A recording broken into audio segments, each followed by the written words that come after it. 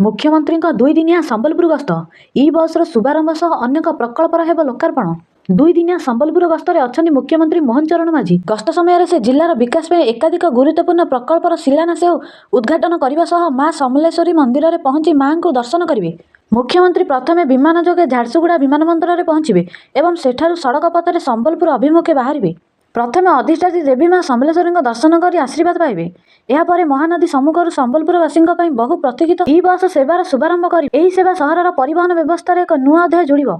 अपराह 2:45 रु 4:30 मध्य मुख्यमंत्री बुर्ला पीएम श्री सरकार हाईस्कल परिसर में आयोजित एक स्वतंत्र कार्यक्रम में जोगदे विभिन्न उन्नयनमूलक प्रकल्पर भित्तिप्रस्तर स्थापन और लोकार्पण करेंगे।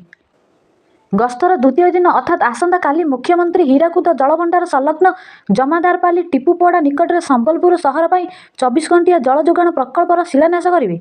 यह सकाळ 11:50 संबलपुर जिला मुख्य चिकित्सालय में नूतन भाव निर्मित ट्रमा केयर कोठार उद्घाटन कर कार्यक्रम रही।